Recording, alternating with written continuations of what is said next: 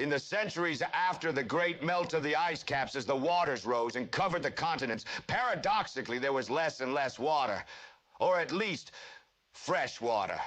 The poisons from the runoff of the Monstrato Corporation's mining operations, the refuge from the over-fertilizing of the farmland ran off into the lakes and rivers, the shit-filled slurry from vast cattle yards and pig farms farther than the eye could see, the pumping of chemicals into the earth to extract the all-important and all-valuable goop, the dying of the seas, the shrinking of the rivers to mere trickles. All the free-running water on the planet was over-salted, over-chemicaled, over-fertilized. The heating of the ocean evaporated the water and left the ocean salty than ever.